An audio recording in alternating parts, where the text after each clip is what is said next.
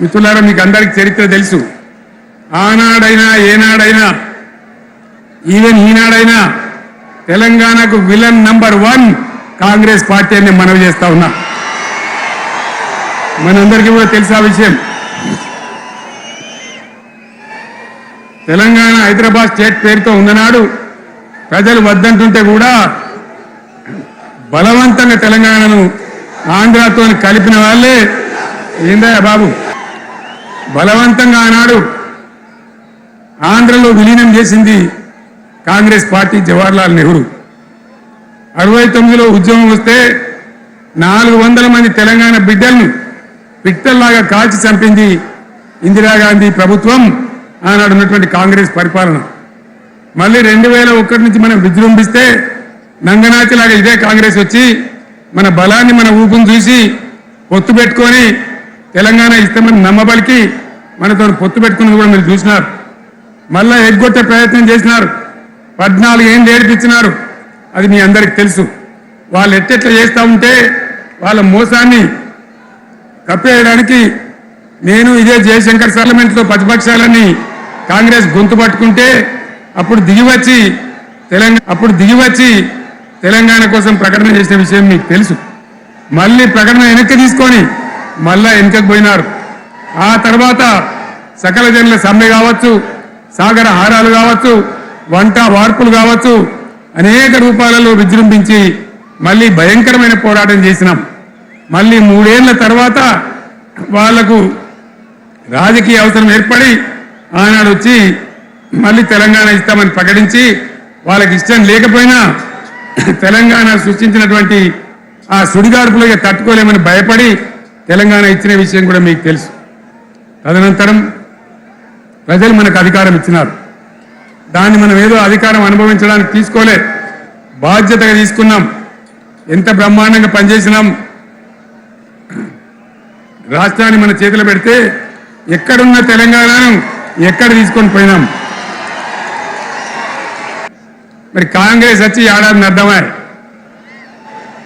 మరి ఏం మాయరోగం వచ్చే,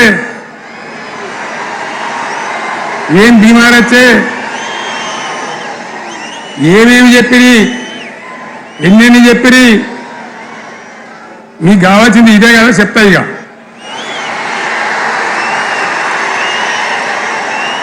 వాళ్ళ కథ చెప్పే ముందు మన కథ కూడా చెప్పాలి కదా. ఏమేం మాటలు మాట్లాడిండ్రు. అరే మళ్ళీ సీఎం పెట్టిరా భయ్, ఎక్కడికెళ్ళి మోపోయినా మీరు? బుద్ధి లేదా? ఆగు.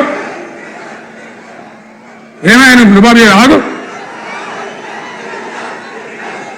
వద్దంటే మళ్ళీ ఏందండి ఇవాళ రాజశేఖర వాళ్ళు వాడు మనవడేనా?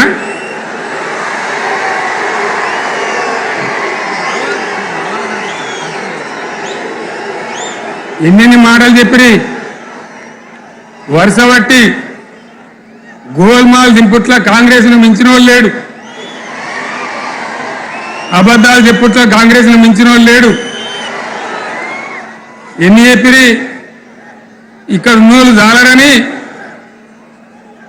ఉన్న గాంధీలు, లేని గాంధీలు, డూప్లికేట్ గాంధీలు అంతా ఢిల్లీకి కూడా దిగిరి, చప్పట్లు కొట్టి డాన్సులు చేసిన స్టేజీల మీద. ఒకటి చెప్పిండ్రా? ఏమిత్తాడా కేసీఆర్? రైతు బంధు 10,000 ఇస్తాడు, మేము 15 ఇస్తాం.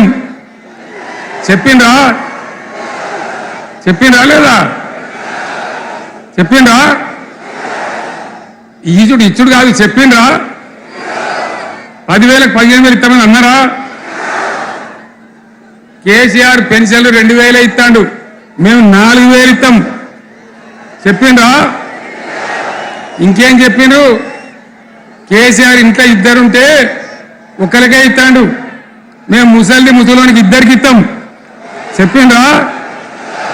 చెప్పిండ్రా లేదా అన్న? మీరు మధ్యలో చెప్తలేరు. చెప్పిండ్రా? ఇవన్నీ కాంగ్రెస్ వాళ్ళు చెప్పిండ్రా? చెప్పిన వాళ్ళు ఒకసారి చేయలేమంటారు దయచేసి.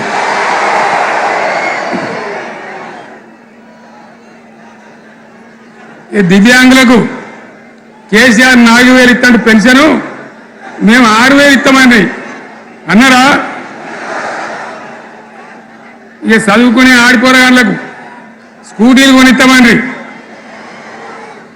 కొనిచ్చారా? అన్నరైతే అన్నారు కదా. విద్యార్థులకేమో విద్యా కార్డు ఇస్తామండి, 5 లక్షల గ్యారంటీ కార్డు, బ్యాంక్ కార్డు ఇస్తామండి. ఇట్లా ఎన్ని మాటలు చెప్పాను. ఇక ఉరుకురి ఒకననుకోడు ఉరుకురి 2 లక్షల లోన్ తెచ్చుకొని డిసెంబర్ 9 నాడే కథం, ఒక కలంపోడుతోనే కథం అన్నరా మరి చేసిండ్రా? చెయ్యలే. ఇక వడ్లు కొంటే ఒక వడ్లు కాదు, ఆనాడు మనమే కొనుగోలు కేంద్రాలు పెట్టి కనీసం మద్దతు ధర వచ్చేటట్టుగా మొలకొచ్చినా తడిసిపోయినా రంగు మారినా రైతులు కాబట్టి మన బిడ్డలు కాబట్టి గవర్నమెంట్కు 500 కోట్లు నష్టం వచ్చినా సరే మొత్తం కొనురాని నేను చెప్పినా కొనిపించిన. బాధ వాళ్ళేం చెప్పిండ్రు? పబ్లిక్ను బోల్తా కొట్టేయడానికి మేము క్వింటాల్కి 500 బోనస్ ఇస్తాం, మక్కలకి ఇస్తాం, వడ్లకి ఇస్తాం, ప్రతి పంటకి ఇస్తాం చెప్పిండ్రా? ఇటువంటివి చెప్పుడే కాదు, వీటితోని ఇంకొక 420 హామీలు చెప్పిండ్రు. వాళ్ళ నోటికి మొక్కాలే. కళ్యాణ లక్ష్మి కేసీఆర్ 1 లక్ష రూపాయలు ఇస్తాడు, మేము వస్తే తులం బంగారం కూడా కల్పిస్తామండి అన్నారా? ఏమన్నా నత్తందా? ఇక హామీలు ఇచ్చుడు కాదు, పెద్ద పెద్ద బుక్కులు వంచి ఊరూరికి వంచారు. సిగ్గులేక ఊళ్ళ పంట తిరిగి బాండ్ పేపర్లు రాసిచ్చారు. బాండ్ పేపర్లు ఇంటింటికి తిరిగిండ్రు. చెప్పిండ్రా? చాలా మంది అడిగిండ్రు. మరి మీరు అడ్డగోలు చెప్తున్నారు, అడ్డం పొడుగు చెప్తున్నారు, ఎటువంటి అంటే చెప్తున్నారు, యాడికెళ్ళి ఇస్తారా భయ అని అడిగిండ్రు. పేపర్ వాళ్ళు అడిగిండ్రు. ఇప్పుడు ఆర్థిక మంత్రి ఉన్నాయన టీవీలలో చెప్పిన ఆయన, ఇస్తాం చేసి చూపిస్తాం, మాది పేద పార్టీ, 120 ఏళ్ళ అనుభవం ఉన్న పార్టీ, మమ్మల్ని మించిన సిపాయిలు లేరు అని ఒకటి జబ్బాలు తరిచే, ఒకటి మెడలు తరిచే డైలాగులు కొట్టి మేము ఇచ్చేస్తామన్నారు. ఇచ్చిండ్రా? ఇయ్యలే. రుణమాఫీ చేయలే. మధ్యలో పార్లమెంట్ ఎలక్షన్ వచ్చినాయి. అప్పుడు నాకు కాలు ఇరిగింది, మెంటుకుంటున్నాం, మళ్ళీ నేను బయలుదేరిన. ఆ దెబ్బకి ఏం చేసిండ్రు? తెలంగాణలో ఎన్ని దేవుళ్ళు ఉన్నాయో అన్ని దేవుళ్ళ మీద ఒట్లు పెట్టుకున్నారు. పెట్టిండ్రా? బహిరంగ సభలలో ఆడిన కూడా కాదు. ఇన్ని మాటలు చెప్పి ప్రజల్ని ఏమార్చింది. ఒక ఉచిత బస్ అని పెడితే అది జుట్టు పట్టుకొని కొట్టుకుంటానికి మనకైతే తప్ప ఏమనికి ఉపయోగపడ్డది లేదు. ఆ మహిళలు అంటారు, మాకు ఎందుక ఉచిత బస్ దరిద్రం, మాకు అవసరమే లేదు అంటారు. అటువంటి ఒక పథకం పెట్టి ఇక ఇప్పుడు మళ్ళీ పెద్ద నోరు పెట్టుకొని వాళ్ళే మాట్లాడతారు. అంటే అంటే మాట్లాడతారు, అబద్ధాలు చెప్తారు. మాట్లాడితే బీఆర్ఎస్ వాళ్ళ మీద నింద, మాట్లాడితే కేసీఆర్ మీద నింద. ఇది ఒక అలవాటు చేసుకొని ఎవరికి నోరుంటే వాంటే లెక్క అనే పద్ధతిలో అడ్డమైన మాటలు మాట్లాడుతూ చాలా ఘోరంగా మోసం చేస్తూ ఉన్నారు. ఎట్లున్నదంటే కాంగ్రెస్ వాళ్ళు చెప్పింది, చాలా సిపాయిలం, మా అంత సిపాయి లేడంటే జనం నమ్మితిని, ఆశపడ్డాం కదా, నమ్మి బోల్తా పడ్డాం కదా, గల్లంత అయినాం కదా. ఒక ఊళ్ళే మొలక నాట్లేసే టైం వస్తే అలుకుడు చేస్తాడు, బట్టలుతాడు. మొలకకు అలుకుడు చేస్తాం కదా, తుకాలు పోయామా, పెద్ద మొగోడని ఒకరిని పిలిచిరట. మొగోడని మొలకలుస్తానికి పిలిస్తే ఎలక పిల్లని చూసి ఎల్లెంకర పడ్డాడు. ఇక మా అంత సిపాయిలు లేరు, మేము తెచ్చే ఇస్తాం, 6 సందమామలు పెడతాం, 7 సూర్యులు పెడతాం అని నమ్మబలికి ప్రజలను దగా చేసి మంచిగున్న తెలంగాణ నాగం పట్టించి ఓట్లు వేయించుకొని ప్రజలను మోసం చేసిండ్రు, దగా చేసిండ్రు. ఈ మాట నిజం, మీ అందరికి తెలుసు. ఇవాళ ఏం మాట్లాడతారు? మమ్మల్ని ఎవరు నమ్ముతలేడు, మాకు అప్పు కుడతలేదు, యాడికెళ్ళి తెచ్చియాలి అని ఇప్పుడు మాట్లాడుతున్నాం. అప్పుడేమో మాకు అపారమైన అనుభవం ఉంది, మేము చేస్తామన్నారు. ఒక్క మాట చెప్తున్నా మిత్రులారా, ఇక్కడ నూళ్ళం మనమే కాదు, నా ప్రసంగం టీవీలలో వినేటువంటి కోటాను కోట్ల మందికి నేను మనవి చేస్తా ఉన్నా. ఇంత మోసం ఉంటుందా? ఇంత దగా ఉంటుందా? ఓట్లయితే రాని అవతల పడదామని ముచ్చట్న ఎంతవరకు ఇది కరెక్టు? తెలంగాణ ఎంత మంచిగా పోయేది, ఇప్పుడు బొందలు పడగొట్టినరా? ఎంత ఘోరమైనటువంటి ఫలితం మనం చూస్తున్నాం. ఇవాళ ఏం జరుగుతూ ఉంది? మళ్ళీ అన్ని మోపైనాయి. ఇక దుకాణం పెడతామన్నారు, లొల్లు పెట్టారు, బొబ్బ పెట్టారు. ఇక ఓట్లయినాక ఎత్తాడు, తవ్వడు, మోయాడు. బాయి పడతాం జోరుగా చెప్తే 6 నెలల ఏమయ్యారంటే ఇక ఆయనతో రేపు అవుతుంది, ఎల్లుండి అవుతుంది, సంక్రాంతికి అవుతుంది, దీపావళికి అవుతుంది, మార్చి 31కి అవుతుంది. మార్చి 31 లేదు, మన్ను లేదు, ఏది కూడా చేసింది లేదు. మొత్తం ఆర్థిక పరిస్థితిని దెబ్బతీసింది. తెలివి తక్కువ పనితోని, అవివేకం వల్ల, అజ్ఞానం వల్ల పరిపాలన చేయరాక సర్వనాశనం చేసింది. రాష్ట్ర ఆర్థిక పరిస్థితి ఎంత మంచిగా ఉండే, ఎంత బాగా పోతా ఉండే. మేము కష్టపడి కడుపు కట్టుకొని నోరు కట్టుకొని సంవత్సరానికి 10 నుంచి 15 వేల కోట్ల ఆదాయం పెంచినాం. అనేక రివ్యూ మీటింగ్లు చేసినాం. ఎంత బాగా తీసుకొని పోయినాం, తెలంగాణను ఎట్లా తయారు చేసినాం, ఆ విధంగా తీసుకొని పోయినాం. ఇలా ఒక్క మాట మీరు అందరూ ఆలోచన చేయాలి. ఇక్కడ ఉన్న వాళ్ళు కానీ నా మనసు బాధ అవుతుంది, నా మనసు కాలుతుంది, ఇబ్బంది అవుతుంది. నా కళ్ళ ముందటనే తెలంగాణ ఇట్లా కావడం నాకు దుఃఖం కలిగిస్తూ ఉంది. నేను ఆవేదనతో చెప్తున్నా ఈ మాట. ఒక్క మాట మీరు అందరూ ఆలోచన చేయండి. తెలంగాణలో భూముల ధరలు ఎట్లుండే? కేసీఆర్ ముఖ్యమంత్రి ఉన్నప్పుడు, బీఆర్ఎస్ రాజ్యం చేసినప్పుడు భూముల ధరలు ఎట్లుండే? ఆనాడు కొనేటోళ్ళు ఎక్కువ ఉండిరి, అమ్మేటోళ్ళు తక్కువ ఉండిరి. ఇవాళ ఆపదకి అమ్ముకుందామంటే భూములు కొనేటోడు ఉన్నాడా? అడుగుతున్నా భూముల ధరలు ఎక్కడికి పోయినాయి? ఎవరికన్నా 5 ఎకరాలు డాంబర్ రోడ్ పక్కకుంటే నేను 5 కోట్ల మనిషిని, నేను కోటీశ్వరుని ధైర్యంగా రైతులు ఉండరు. ఇవాళ అడిగేటోడు ఉన్నాడా? ఉన్నదా? ఒక్కటే ఏడాదిలో గింత గల్లంత అవుతుందా? కేసీఆర్ పక్కకు పోగానే ఇంత ఆగమవుతుందా? ఇంకో మాట నేను అడుగుతా ఉన్నా. కరెంటును 35 ఏళ్ళు బాధపడ్డాం. నా బావి కాడ కూడా మోటార్లు కాలినాయి. బీఆర్ఎస్ వచ్చినాక, నేను ముఖ్యమంత్రి అయినాక ఒక్కటే ఏడాది బావులా దాన్ని చక్కగా చేసి 24 గంటల కరెంట్ ఇయ్యలే, నడవలే. రెప్పపాటు కూడా కరెంటు పోకుండా 24 గంటల కరెంటు తేలేదా? మరి మా అంత సిపాయి లేరంటే కేసీఆర్ మంచిగా ఇచ్చిన కరెంటు మీకెందుకు ఇయ్యే శాతం అయితే లేదు అని చెప్పి నేను అడుగుతా ఉన్నా. తెలంగాణ ప్రజల పక్షాన్ని అడుగుతా ఉన్నా.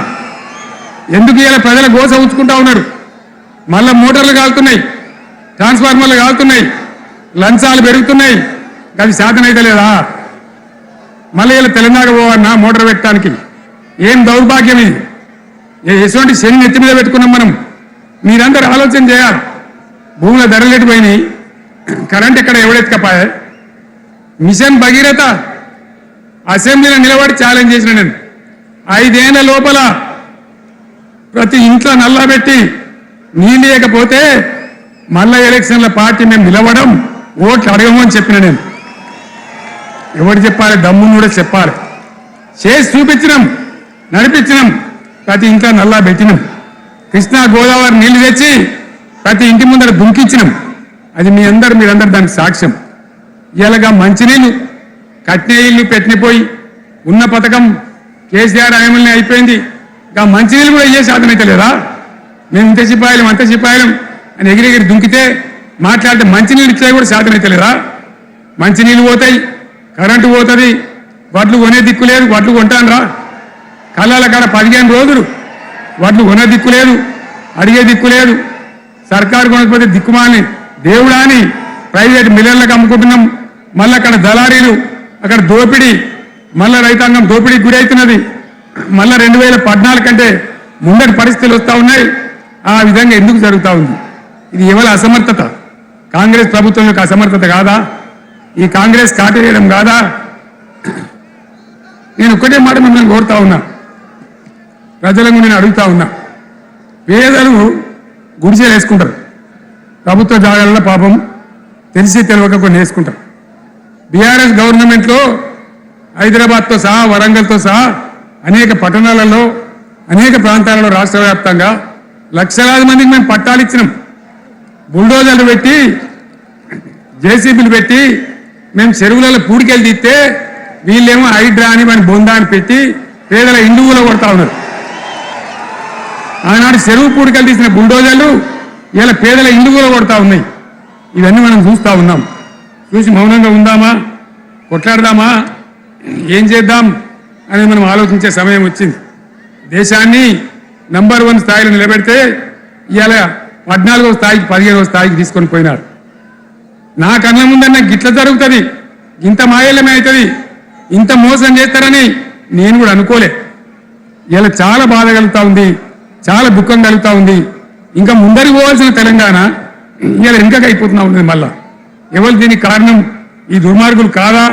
నిలబెట్టి ఖచ్చితంగా అడగాల్సిన అవసరం ప్రజలకు లేదా? అడగాలి. ఎందుకోసం? టైం ఇవ్వాలని మేము కూడా టైం ఇచ్చినాం. ఏమంటారు?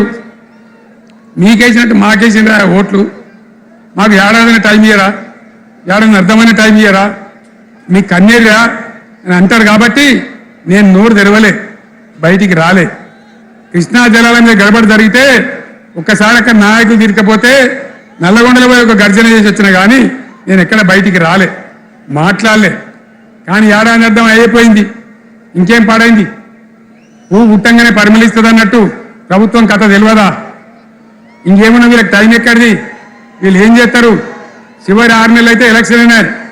వీళ్ళకి ఉన్న టైమే 2.5 ఏళ్ళు.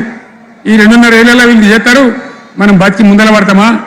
అందుకోసం ప్రజానీకం, మేధావులు, తెలంగాణ ప్రజలు దయచేసి అందరూ ఆలోచన చేయాలి. ప్రతి వాళ్ళు కూడా ఆలోచన చేసి దీనికి పరిష్కారం ఏందో కనుక్కోవాలి. మేధావితో పనిచేయాలి. ఆవేశంతో కాదు. ఆవేశంతో మనం నినాదాలు ఇస్తే కాదు, ముళ్ళును ముళ్ళుతోనే తీయాల. యాడ ఓడగొడుతున్నామో గాడినే వెతకాలి. ఎక్కడ జారిపోయిందో ఆన్ని మళ్ళీ దొరకబట్టాలి. ఆ నైపుణ్యం, ఆ స్థాయి ఇలా రావాలి.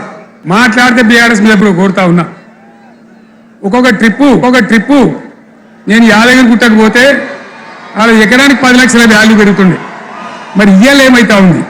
ఇవాళ ఏం జరుగుతూ ఉంది? మీరందరూ కూడా ఆలోచన చేయాలని కోరుతా ఉన్నా.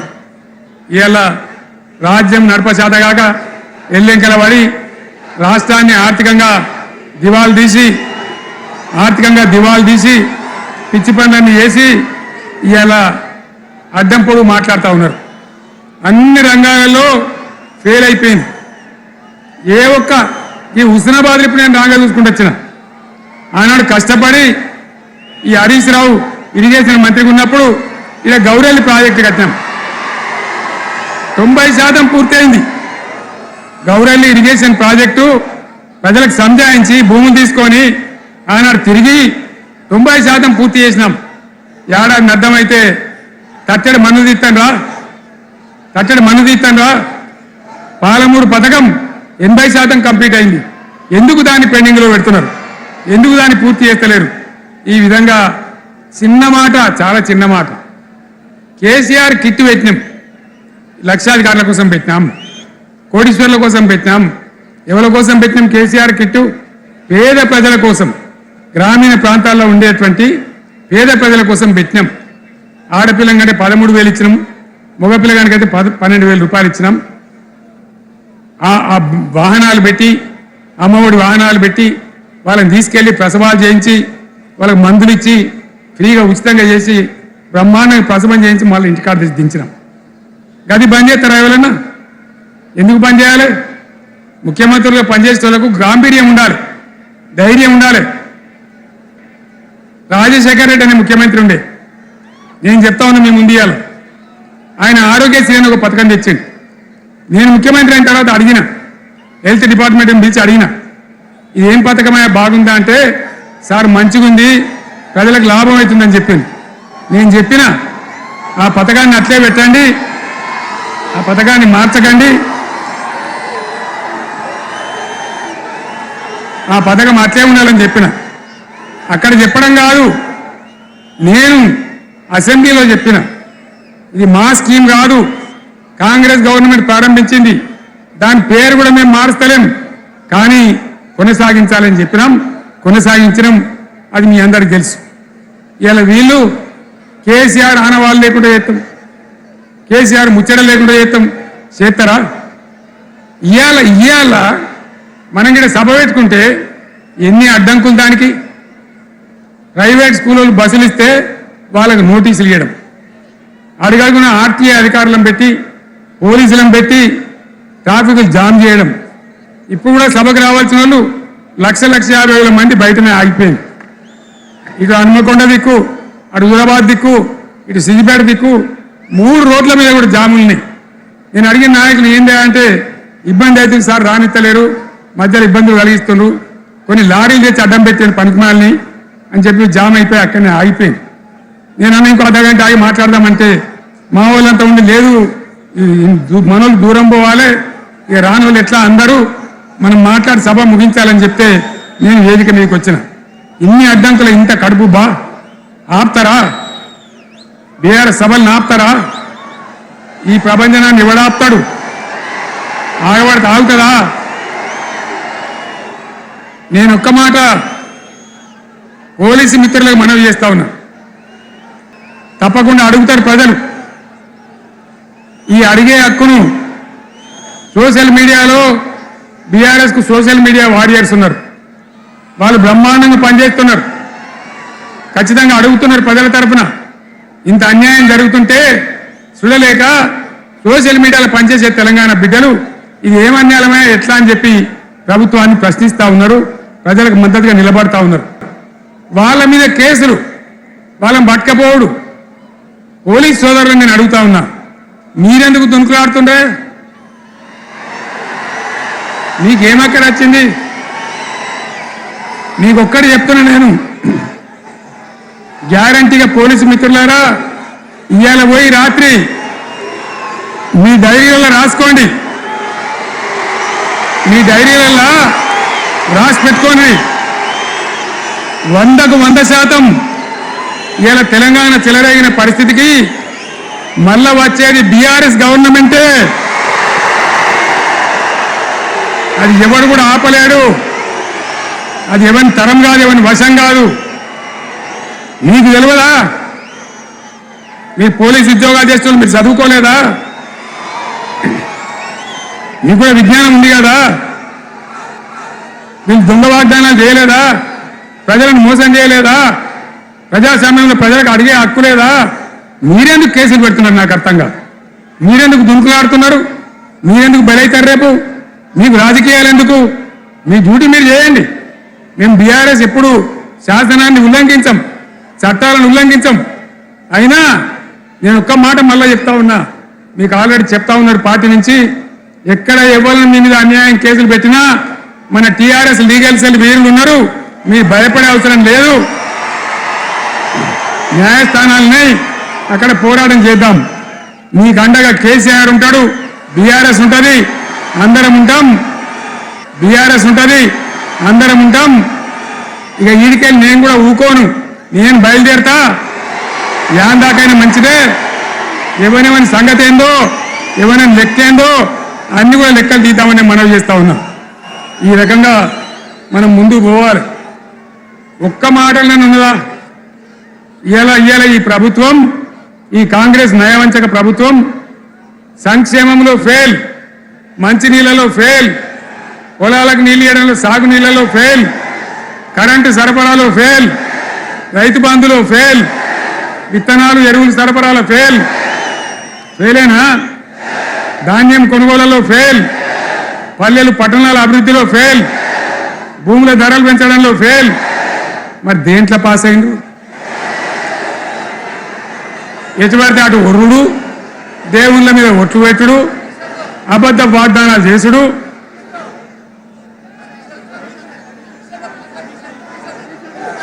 అగో కమిషన్ అట 20-30% కమిషన్లు తీసుకున్నాడు, సంచులు నింపుడు, సంచులు మోసుడు. అంతేనా? కరెక్టేనా ఈ మాట? అన్నా కరెక్టేనా? నేను చెప్పి అన్ని ఫెయిల్ అయిందా ఈ ప్రభుత్వం? నిజమైతే ఒకసారి చేతులు లేవట్రా, దయచేసి స్టేజ్ మీద లేవట్రా. ఫెయిలేనా? ఈ మాట 20%, 30% కమిషన్లని నేను అంటలేను. స్వయంగా ఆర్థిక మంత్రి ఛాంబర్కు పోయి 200 మంది కాంట్రాక్టర్లు వాళ్ళు లొల్లిపెట్టి మమ్మల్ని 20-30% కమిషన్ అడుగుతుండ్రు, ఇది ఏమన్యాయం అని చెప్పి సెక్రటేరియట్లో చెప్పిన మాట నేను చెప్తా ఉన్నా. ఈ విధంగా మాజీ సర్పంచులు పాపం వాళ్ళు పనిచేసిన మా బిల్లులు ఇవ్వనంటే వాళ్ళ గోస ఉచ్చుకుంటా ఉన్నారు. వాళ్ళేం పాపం చేసిండ్రు? ఈ విధంగా ఘోరం. ఇంకా ఈ అందానికి ఏం మాట్లాడతారు? కేసీఆర్ నువ్వు రా అసెంబ్లీకి, ఏ నీ కాయగూకుడు ముచ్చట్లు వింటానికా? పిల్లలు అడిగితేనే మీరు జవాబు చెప్తలేరు, పిల్లలు అడిగితేనే చెప్తలేరు. ఉన్నట్టు నిలబెడితే ఆ ఆర్థిక మంత్రి అసెంబ్లీలో లేచి 20% కమిషన్ తీసుకుంటున్న కేటీఆర్ మాట్లాడితే ఆయన లేచి భుజాలు తడుముకుంటాడు. నీకెందుకు బాధ? నువ్వు తీసుకుంటుంటే నీకు బాధ ఉండాలి కదా. లేచి పేదలు ఉన్ని పెడతా ఉన్నాడు ఆయన అసెంబ్లీలో. ఈ విధంగా చాలా గందరగోళంగా అవివేకంతో అజ్ఞానంతో చాలా ఘోరం చేసి అడ్డమైన మాటలని చెప్పింది. దాంతో మనం కూడా గోల్మాల్ అయిపోయినాం. తీర్థం పోదాం తిమ్మక్క అంటే వాడు గుళ్ళే మనం సల్లే. ఆ గతికి తెచ్చింది ఇలా ప్రజల గతి. మరి మనం కూడా ప్రజలు కూడా ఆలోచన చేయాలి. ఆవేశం కాదు. గాడిదలకు గడ్డేసి బలరకు పాల్గొని వస్తాయా? మరి ఇప్పుడు ఏం చేయాలో ఆలోచించాలి. ఓ తమ్ముడు అన్నాడు హైదరాబాద్లో ఆయన ఇల్లు కూడా కొడితే, కేసీఆర్ అన్నా యాడున్నావు నువ్వు రావాలి, కత్తి వాన్ చేతులు పడితే యుద్ధం నన్ను చేయమని పడుతుంది. అంతేనా? ఇది కూడా విచారించాలి ప్రజలు. మీకు అర్థం కావాలని నేను చెప్తా ఉన్నా. అందుకే ఓడగొట్టుకున్న కాడనే వెతుక్కోవాలి. మీ వెంట బీఆర్ఎస్ ఉంటుంది, మీ వెంట కేసీఆర్ ఉంటాడు. 100% మళ్ళా తెలంగాణ విజయం సాధించాలి, గులాబీ జెండా ఎగిరేయాలి, అద్భుతమైన తెలంగాణను మళ్ళీ సాధించాలి. ఇక బీజేపీ కథ 11 ఏళ్ళ రాజ్యం చేయబట్టి తెలంగాణకు 11 రూపాయలు ఇచ్చిండ్రా? వాటిదే బబ్రాజమానం భజగోవిందం, శుష్కప్రియాలు శూన్యాస్తాలు తప్ప ఏమి ఇయ్యలే. 157 కాలేజీలు పెడితే మెడికల్ కాలేజీలు ఒక్కటన్నా తెలంగాణకు ఇచ్చిండ్రా? ఒక ప్రాజెక్ట్ కన్నా జాతీయ హోదా ఇచ్చిండ్రా? ఇక కాంగ్రెస్ వాడు ఇట్లా అంటే బీజేపీ వాడు అట్లా, ఏది లేదు. ఉల్టా మనయే ఖమ్మంలో 7 మండలాలు గుంజుకున్నారు, సీనియర్ ప్రాజెక్టు గుంజుకున్నారు. నరేంద్ర మోడీ మాట్లాడతాడు, ఏం మాట్లాడతాడు? తెలంగాణ వచ్చిందిరా అని తెలంగాణలో సంతోషపడితే తల్లిని చంపి బిడ్డను బతికించింది ఉంటాడు. ఎన్నోసార్లు అంటాడు, ఒకసారి కాదు. ఈ విధంగా అది కూడా మనం అనిపించేది కాదు. ఈ సందర్భంలో ఒక మాట బీజేపీ అంటే నాకు జ్ఞాపకం వచ్చింది. ఇవాళ కేంద్ర ప్రభుత్వం కగార్ అనే ఆపరేషన్ పేరు మీద ఛత్తీస్గఢ్లో యువకులను గిరిజనులను ఊచకోత పోతా ఉన్నారు. అది ధర్మం కాదు. వీళ్ళు ఏమవుతున్నది? నక్సలైట్లు ప్రతిపాదన పెడుతున్నారు. మేము ప్రభుత్వం దగ్గరకు వచ్చి చర్చలు చేయడానికి సిద్ధంగా ఉన్నాము అంటున్నారు. నేను కోరుతా ఉన్న కేంద్ర ప్రభుత్వాన్ని, బలం ఉన్నది కదా అని చంపుకుంటా పోవుడు కాదు, అది ప్రజాస్వామ్యం కాదు. ఆపరేషన్ కగార్ వెంటనే ఆపేయండి. వాళ్ళని పిలిచి, ఆ నక్సలైట్లను పిలిచి డెమోక్రటిక్ స్పేస్ ఇచ్చి చర్చలు జరపండి. వాళ్ళు ఏం మాట్లాడతారో చూడండి. అది కూడా నల్లనా తెల్లనా దేశం ముందరికి రాని. కానీ అట్లా కాదు, మొత్తం ఏరి పారెత్తాం, కోసి పారెత్తాం, నరికి పారెత్తాం అంటే మిలిటరీ ఉన్నది మీ దగ్గర కొడతారు. కానీ ప్రజాస్వామ్యం అనిపించుకోదు. ఈ మాట ఢిల్లీకి ఉత్తరం పంపిద్దామా? మీరందరూ సపోర్ట్లు కొడితే తీర్మానంగా భావించి దాన్ని కేంద్రానికి పంపిద్దాం.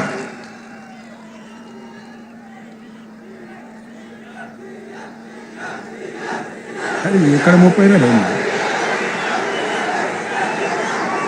ఈ సందర్భంలో ఈ రజతోత్సవ వేళ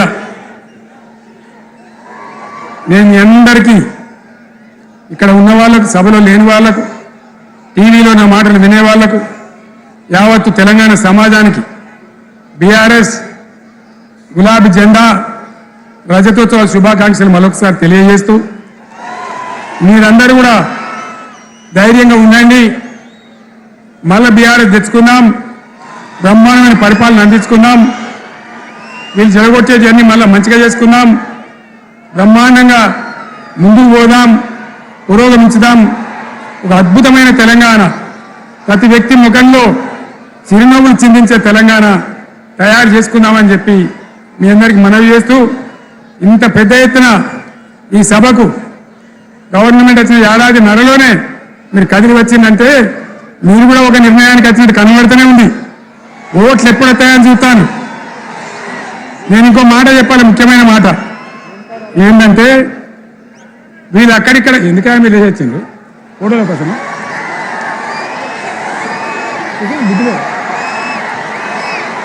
ఒక మాట చెప్పాలి, ఏంటి ప్రభాకర్ రెడ్డి అని మా ఎమ్మెల్యే దుబ్బాక ఎమ్మెల్యే, ఆయనతో ఎవరు హైదరాబాద్లో మాట్లాడితే అన్న ఇంకా 3 ఏళ్ళు భరించాలని గవర్నమెంట్ అని మాట్లాడింది. ఆయన మాట చెప్పింది విలేకరులు, అలా చూసారా మా గవర్నమెంట్ పడగొడతారట. మేమెందుకు పడగొడతాం రా భయ్, మాకేమైనా కాల్చేరు గురుగులు పెట్టినాయా? మేమా కిరికిరి పని చేయం బిడ్డ, మీరే ఉండాలి. ఓట్లు తీసుకున్నారు, చక్కగా పని చేయకపోతే మీ ఈపులు ప్రజలే సాఫ్ చేస్తారు, అంతే కదా. మేము పడగొట్టాం, మీ గవర్నమెంట్ పడగొట్టాం. ఎందుకంటే మీ సంగతి ఏందో మా సంగతి ఏందో ప్రజలకు పూర్తి అర్థం కావాలి. గులాబీ సైనికులు